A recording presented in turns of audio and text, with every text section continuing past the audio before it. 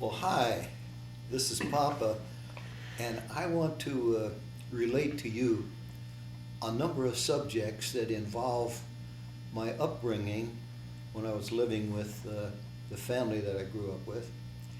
And some of these things I think as I look back are just very, very interesting. And it doesn't hurt at all for people to hear these things, even though they may seem rather strange. One of the things that strikes me from my childhood is the amount of dirt that we had around. And I mean soot from stacks, from industrial stacks. We lived on Allen Street, and east of us was the Goodyear Tire and Rubber Company plant. West of us was the Goodrich plant. The smokestacks were probably about 150 feet in the air, and they were that high because I guess the feeling was that if you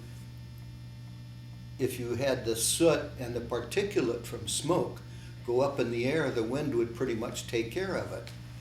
Also, the Firestone Tire and Rubber Company plant was to our south. So we were in a bad position no matter where the wind originated. That snow or that particulate matter would fall on the snow in the wintertime. And if you have a nice pretty snow that would fall for, say, a half hour or an hour, then the smoke and soot from these plants would settle on the snow. And when you walked in it, then the snow would turn black. And also, of course, we didn't have very many cars in those days, but in the streets, the cars would churn up the snow. We very seldom ever had it plowed. And then that snow would turn black also. And it wouldn't disappear until the weather warmed enough to make it slush and then water, and then it would run off down the sewer system. So that was one of the things that I always wondered, or as I look back, I wondered how my mother ever kept ahead of the dirt. But she was a real good house cleaner and a housekeeper, and we did have a Hoover sweeper, but they were not nearly as efficient as the sweepers that we have nowadays. And I can remember her cleaning the house and scrubbing the kitchen floor. All the kitchens had linoleum, which in time would have surfaces that were a little bit porous, and it was very difficult to keep clean. I really don't know how she did it, but she did it. Plus, the other thing is, most of the houses did not have insulation between the walls. So a great deal of the particulate matter that came from the industrial plants would be blown right through some of the window frames and the corners of your house, which were not very well insulated. So that was another problem that we had. Well, another subject that I wanted to talk about was clothing. And I was looking through my closet the other day, and I have actually the equivalent of 3 closets involving maybe 30 shirts, 7 or 8 suits, a couple of sport jackets, and then 6 or 7 regular jackets of various kind of warmth. And I thought about the days when I was growing up. I guess I probably would have felt lucky if I had more than one jacket, and I would have felt very fortunate if I had a suit. I remember getting one for my first communion, and I remember the next suit I got was when I graduated from high school. Also, I was disappointed when I got back from the Army. The suit just didn't fit me at all. And shoes was another matter. You've heard so many of these stories about people who grew up during the Depression and the families were poor. The shoes would wear out And generally you would have just one pair of shoes. You were lucky if you had two. Most of the boys perhaps had a pair of shoes and then a pair of tennis shoes. And usually they never looked new. And you'd get to a point in these stories where people would say, we wore shoes, but sometimes in the winter we would wear through the soles and then have to put some cardboard in. Well, the cardboard you couldn't keep putting in because actually you would freeze your feet and do a lot more damage and be more expensive with doctoring and that sort of thing than if you actually bought a new pair of shoes. So my parents would have me put cardboard in the soles for perhaps a few days until they backed up enough money to go down to a shoe store and get a new pair of shoes. I can remember in clothing, I had three brothers. We all slept in the same room. It was a rather large bedroom. And we did not have a closet. We had a makeshift kind of a tall cardboard box, and we all kept our clothing in there. Some of the clothing we would have to put under our beds.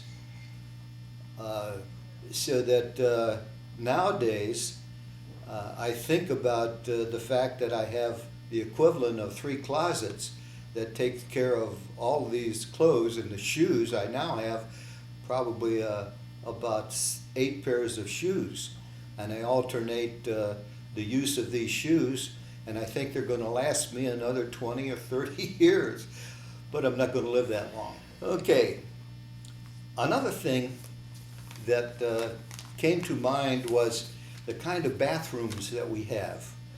Now you open up some of the magazines today, and some of them are just devoted to bathrooms, and you can see how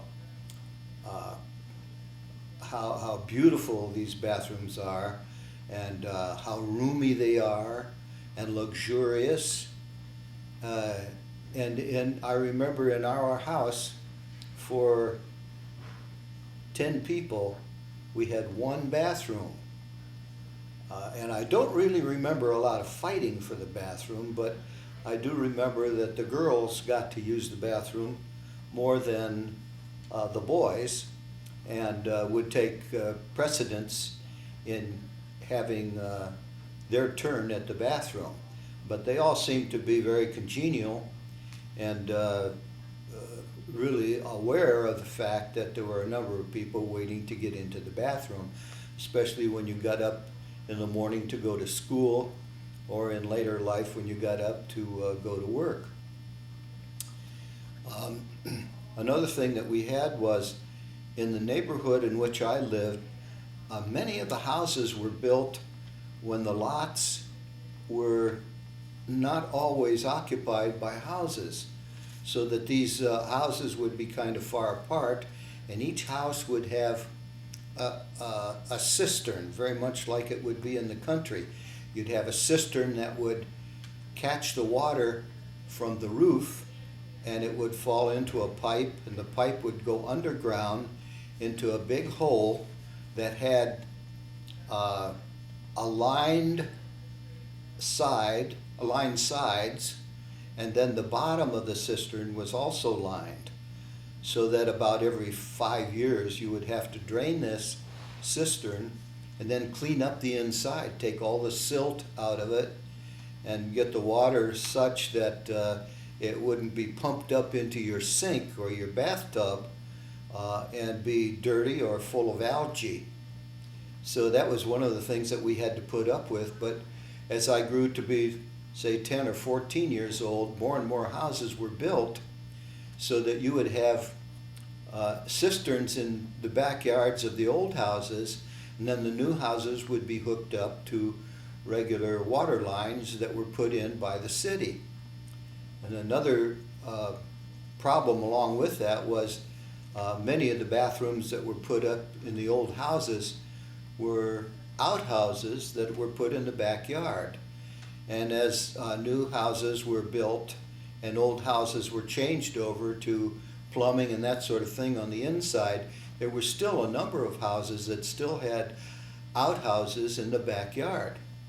So you can kind of remember how, or I can kind of remember how difficult it was to do some of the hygienic care that we now enjoy nowadays and take for granted. Another thing I remember about the old houses was our house plus my uncle's house, which was right next door, and an uncle who lived in the rear had the same problem. We had gas lights up to the time that I was about 12 or 13 years old. And then the gas lights were pumped in to the houses, and some of them were constructed such, some of the gas pipes were constructed such that they just went up the wall in any of the rooms, and then you had a light up there that had gas when you turned it on. When you turned the gas on, the gas would come up and you would light it with a match, and it would also ignite a piece of fabric, which I imagine was made up of asbestos more than anything else. And the gas that would burn on this material would be bright and give you a pretty good amount of light, but not nearly an amount that bulbs would eventually give to a room or wherever, a desk or wherever you happen to put it. So a lot of the times then when you had gas lights in, you had to conserve it.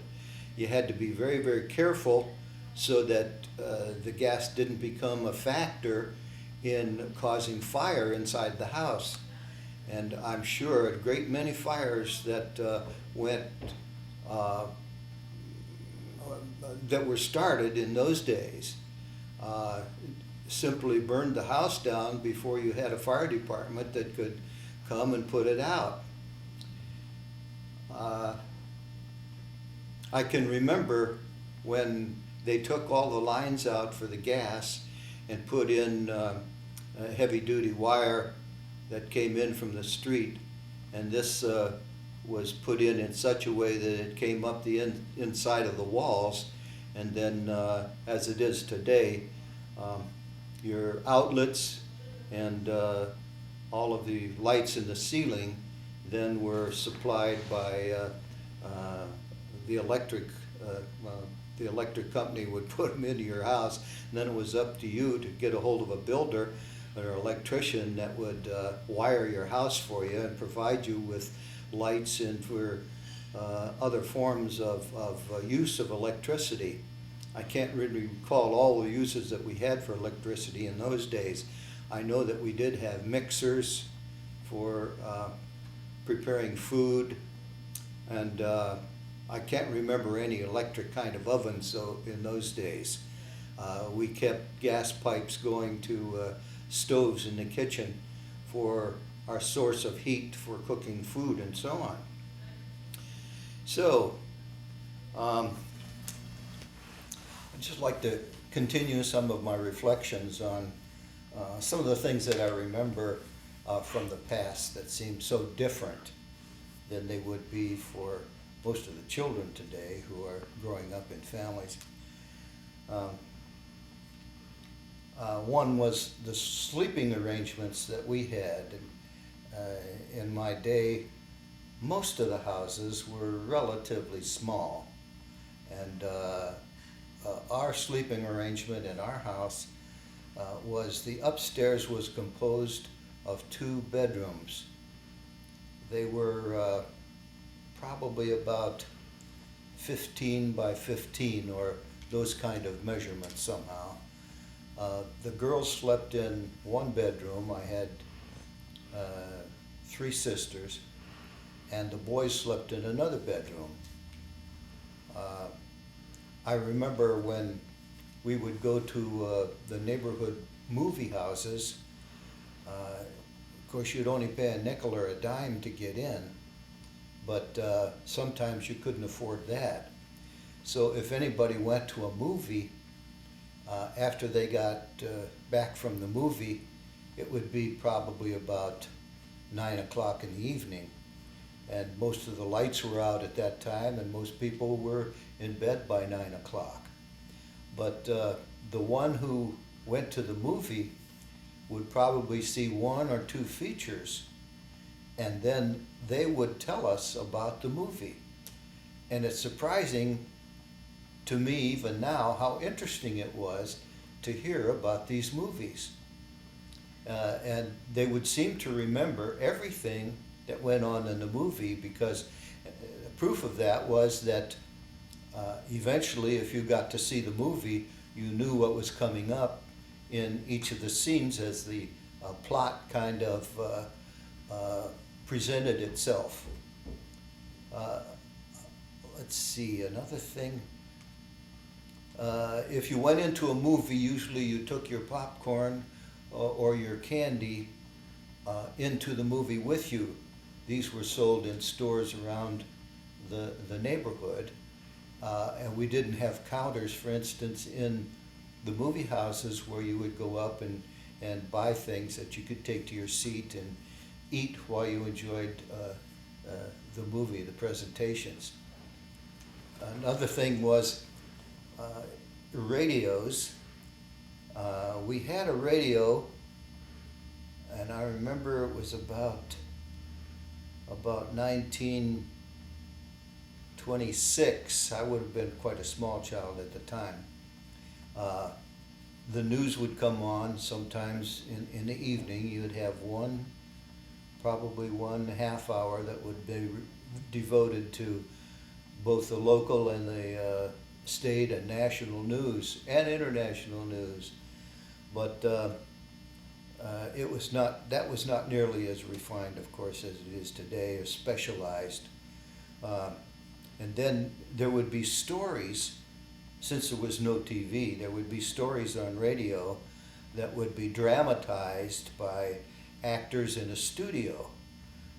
They would have sound effects, noises that they would make in the studio that resembled, for instance, a door closing or a gun going off. But these seemed very, very realistic to us. This all led up to the one rather important show that people remember even today, and that is the one about the invasion from Mars.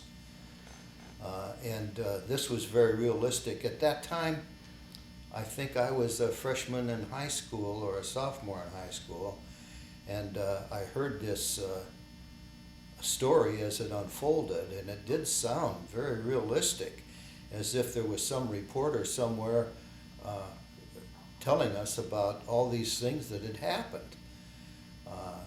I won't go into the story very much, but it was so realistic that you found people making noise outside, and I would go to the window and see some of my neighbors out looking up at the sky and looking off into the distance to see if they could see one of these war machines from Mars. And I didn't know what to make of it. I think at one point anyway, the whole idea of being invaded by extraterrestrial creatures, it was rather scary. And this is the first instance that we ever had of anything that would have resembled that kind of excitement. So I remember that quite well, and actually it was after the story went on for about a half hour, then you could kind of figure out that this was a plot that was initiated by someone and written by someone and presented in such a way that it was very realistic and very interesting. And then the next day in the newspapers, the write-up of this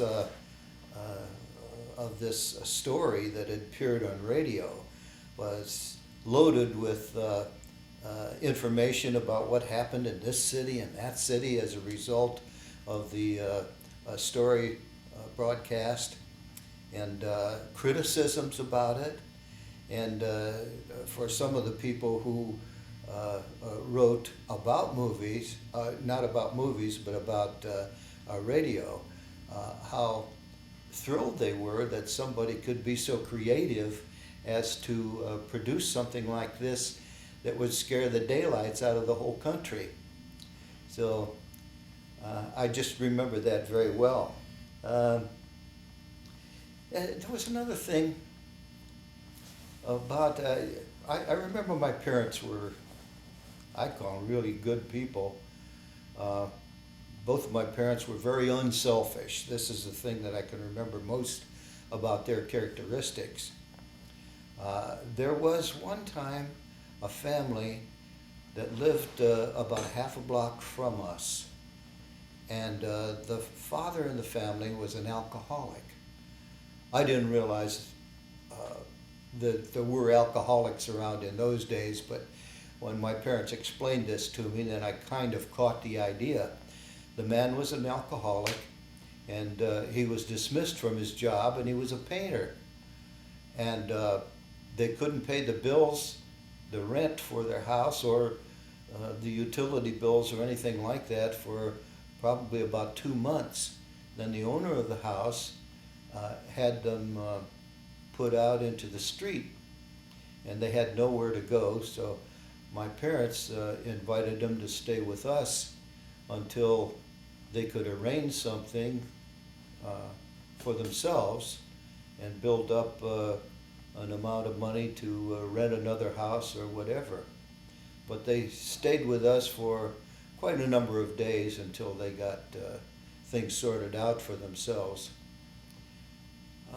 So I remember this was a kindness of my parents that I thought was rather remarkable.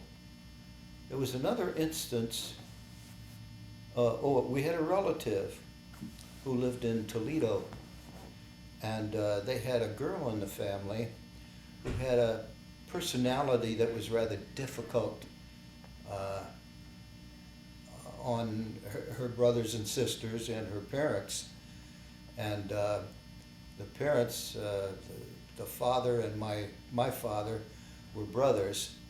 So my uncle had contacted us and asked us if we would take his daughter on for a while until she got a job or kind of got on her feet. So we took this girl in then, and she stayed with us for a number of months until she got settled into her own place and that sort of thing. But she was very difficult to get along with. And as I think back, I can imagine that this difficulty is what led up to a kind of a barrier between her and her parents, a clash of personalities until they felt that a change would be better for her. So I was glad to see that my parents were kind enough to take her in and deal with some of her problems until she had an opportunity to kind of get off by herself. At the time that all this happened, her age would have been about 20 or 21, something like that. So that's one of the things that took place in my house. I believe at that time I was about, I would have been about 14 years old, or perhaps 15. I remember going to school. We were about 1.5 miles from St. Bernard School, and each day we would have to walk to school and walk back. I know everyone has heard about the stories about walking in the snow and walking in the rain and all the difficulties that were involved in the lack, really, of transportation. But it was true that sometimes in the winter they didn't call school off very readily. I really don't remember any snow days. I don't remember any snow days at all. But I know sometimes when I'd walk to school, I'd have to really pick my legs up out of the snow in order to get to school. And sometimes your feet would be quite wet when you got to school.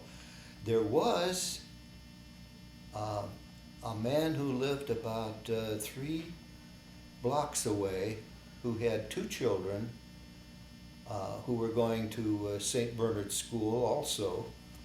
And if I were lucky on some of those occasions, he would pick me up when I was on my way to school and put me in the car with his kids.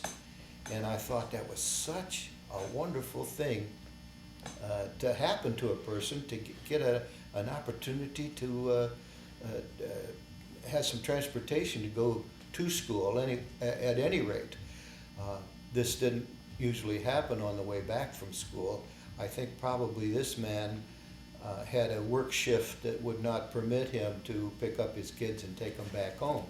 Because frequently I walked with these people either to or from school.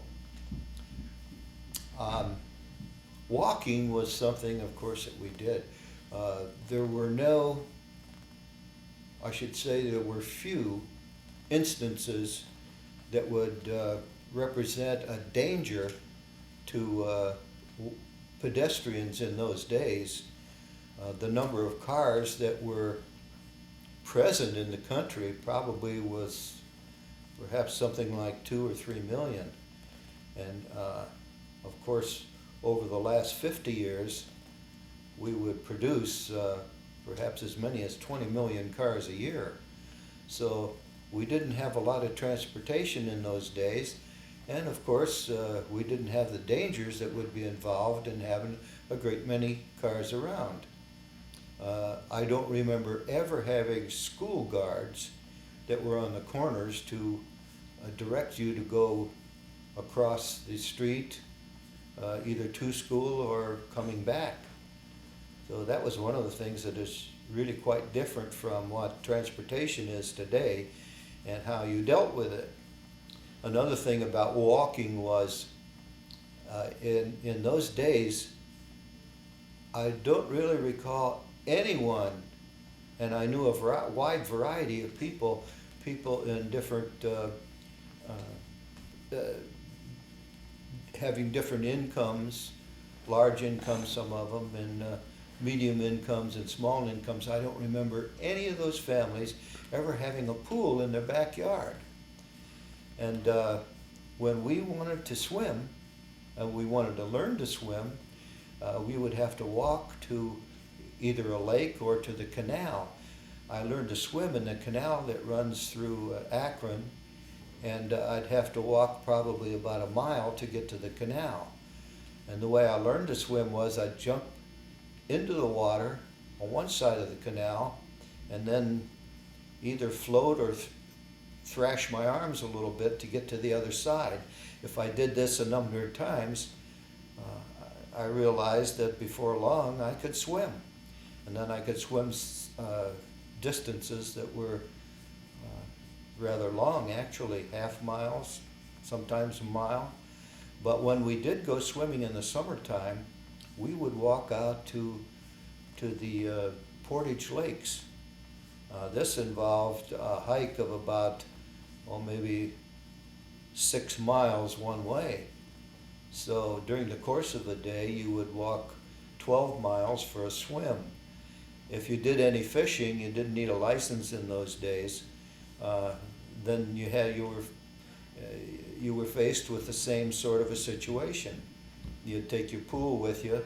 It was usually made up of some string and a few fish hooks you could buy at a hardware store, and you'd get a stick somewhere. You'd have your pocket knife with you, and you could make your own pool. We didn't have reels in those days, but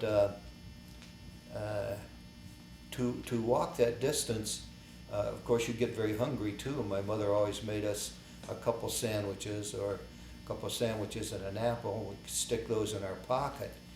But even so, I can remember on the way home how hungry we used to get by the time we got back home. We were starved, and almost anything we had around tasted very, very good to us. So, how many times would you swim during the summertime? I suppose probably once every 2 weeks there would be several of us that would get together. Perhaps a couple of my brothers, or maybe one or two friends who lived in the neighborhood. And we'd get permission from our parents and then go out to Portage Lakes for a swim.